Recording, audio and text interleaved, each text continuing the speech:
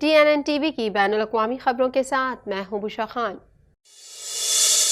Canada میں خالصتان تحریک کے رہنما ہردیپ سنگھ نجر کے قتل سے متعلق امریکی میڈیا کی جانب سے انکشافات سامنے آئے ہیں۔ مزید جانیں گے اس رپورٹ میں۔ کینیڈا میں خالصتان تحریک کے رہنما ہردیپ سنگھ نجر کے قتل سے متعلق امریکی میڈیا کی جانب سے انکشافات سامنے آئے ہیں۔ امریکی میڈیا کے مطابق ملزمان نے 50 گولیاں برسائیں، 34 گردوارے کے سربراہ ہردیپ سنگھ نجر کو لگیں۔ رپورٹس کے مطابق امریکی میڈیا نے عینی شاہدین اور CCTV کیمرہ فوٹیج کی بنیاد پر دعویٰ کیا ہے کہ ہردیپ سنگھ نجر کے قتل میں 3 نہیں بلکہ 6 افراد ملوث تھے۔ اس کے علاوہ یہ بھی دعویٰ کیا گیا ہے کہ نجر کا قتل پہلے رپورٹ کیے گئے واقعے سے کہیں زیادہ منظم تھا۔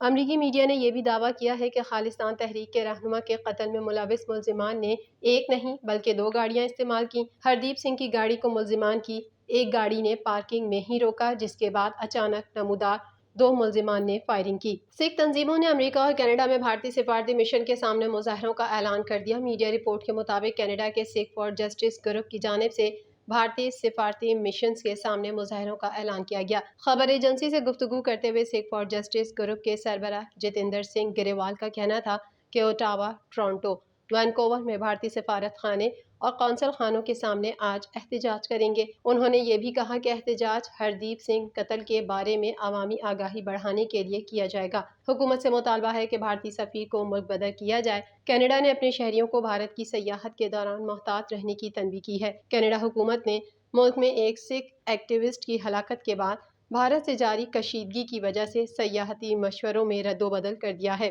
بھارت کی سیاحت کے لیے جانے والے کینیڈین شہریوں کو ملک میں دہشت گردانہ حملے کے خطرے سے آگاہ کیا گیا اور محتاط رہنے کی اپیل کی گئی ہے۔ کینیڈا کے وزیر اعظم جسٹن ٹروڈو نے کہا ہے کہ نازیوں کے ساتھ لڑنے والے یوکرینی سابق فوجی کو پارلیمنٹ سے خطاب کی دعوت انتہائی شرمناک ہے۔ مزید احوال اس رپورٹ میں۔ کینیڈا کے وزیر اعظم جسٹن ٹروڈو نے کہا ہے کہ نازیوں کے ساتھ لڑنے والے یوکرینی سابق فوجی کو پارلیمنٹ سے خطاب کی دعوت انتہائی شرمناک ہے۔ انہوں نے یہ بھی کہا ہے کہ یوکرین کے صدر کے اعزاز میں پارلیمانی تقریب میں نازی سپاہی کو مدعو کرنا انتہائی شرمناک تھا۔ نازیوں کے ساتھ لڑنے والے سپاہی کو پارلیمنٹ میں خطاب کی دعوت دینے پر کینیڈا کے اسپیکر کو تنقید کا نشانہ بنایا جا رہا ہے۔ میڈیا رپورٹ کے مطابق اسپیکر نے نازی سپاہی یاروسلو ہنکا کو کھڑے ہو کر استقبال کرنے کا اشارہ کیا تھا۔ نازی سپاہی کو پارلیمنٹ سے خطاب کی دعوت دینے پر اسپیکر سے استعفے کا مطالبہ بھی کیا جا رہا ہے، تاہم انہوں نے پارلیمنٹ میں اراکین سے ذاتی طور پر معافی مانگی ہے۔ غیر ملکی میڈیا کے مطابق دونوں اپوزیشن جماعتوں نے اسپیکر اینتھونی روٹا کی معذرت کو ناکافی قرار دے دیا ہے۔ غیر ملکی میڈیا کے مطابق اسپیکر اینتھونی روٹا نے ہٹلر فوج کے اہلکار ہنکا کو کینیڈین اور یوکرینی ہیرو کہہ کر مخاطب کیا تھا۔ وزیر اعظم کے دفتر نے کہا کہ ہنکا کو مدعو کرنے اور اس کو اعزاز دینے کا فیصلہ اکیلے اسپیکر کے دفتر نے کیا تھا۔ روس کی جانب سے کہا گیا ہے کہ یہ اشتعال انگیز ہے کہ دوسری جنگ عظیم کے دوران ایڈولف ہٹلر کے وافن SS یونٹوں میں سے ایک میں خدمات انجام دینے والے یوکرینی شخص کو گزشتہ ہفتے ہیرو کے طور پر کینیڈا کی پارلیمنٹ میں پیش کیا گیا تھا۔ کرملن کے ترجمان دمتری پیسکوف نے کہا کہ اس واقعے نے تاریخی سچائی کو نظر انداز کر کے دکھایا اور یہ کہ نازی جرائم کی یادداشت کو محفوظ رکھا جانا چاہیے۔ اونٹاریو کے اراکین صوبائی اسمبلی موسم گرما کی چھٹیوں کے بعد پیر کو ایوان میں دوبارہ واپس آ گئے ہیں۔ مزید جان لیں گے اس رپورٹ میں۔ اونٹاریو کے اراکین صوبائی اسمبلی موسم گرما کی چھٹیوں کے بعد پیر کو ایوان میں دوبارہ واپس آ گئے ہیں۔ اس کے باوجود کہ پریمیئر ڈگ فورڈ نے گزشتہ ہفتے کہا تھا کہ وہ اس فیصلے کو تبدیل کر رہے ہیں، گرین بیلٹ کی زمینوں کو ہٹانے کے بارے میں ایک تنازع بہت بڑھ رہا ہے۔ فورڈ نے کہا کہ اس نے تسلیم کیا کہ اس نے محفوظ علاقے کو ترقی کے لیے کھولنے کے اقدام سے غلطی کی ہے اور وہ آگے بڑھ رہا ہے۔ اسے آپ قیادت کہتے ہیں، غلطی تسلیم کرتے ہوئے آگے بڑھنا۔ انہوں نے کہا یہ ہمیں 1.5 ملین گھر بنانے سے نہیں روکے گا۔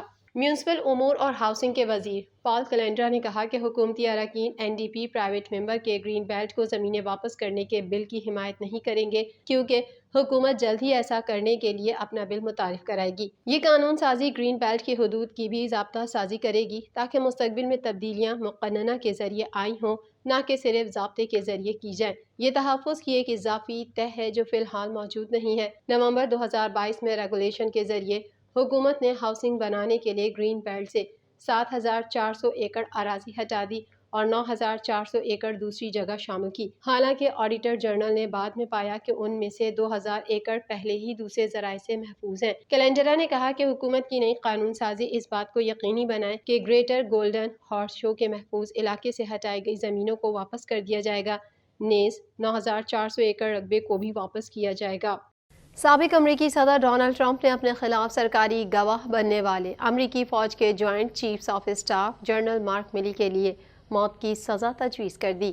مزید جان لیں گے اس رپورٹ میں۔ سابق امریکی صدر ڈونلڈ ٹرمپ نے اپنے خلاف سرکاری گواہ بننے والے امریکی فوج کے joint chiefs of staff general mark ملی کے لیے موت کی سزا تجویز کر دی۔ سوشل میڈیا پر اپنے بیان میں ٹرمپ کا کہنا تھا کہ مارک ملی کی چین کے ساتھ ڈیلنگ کی فیک نیوز سچ ہے تو اسے گھناؤنے عمل کی سزا موت ہے۔ ٹرمپ کا کہنا تھا کہ مارک ملی نے امریکی فوج کے افغانستان سے انخلا کے وقت نااہلی سے قیادت کی، کئی جانیں ضائع ہوئیں۔ انہوں نے کہا کہ سینکڑوں امریکیوں کو پیچھے چھوڑ دیا گیا، اربوں ڈالر کا بہترین فوجی ساز و سامان افغانستان کے حوالے کر دیا گیا۔ سابق صدر کا کہنا تھا کہ مارک ملی کا اگلے ہفتے عہدہ چھوڑنا امریکیوں کے لیے جشن منانے کا وقت ہوگا۔ امریکی صدر جو بائیڈن نے اسرائیلی شہریوں کو بغیر ویزے کے امریکہ میں داخل ہونے کی اجازت دینے پر غور شروع کر دیا ہے۔ مزید احوال اس رپورٹ میں۔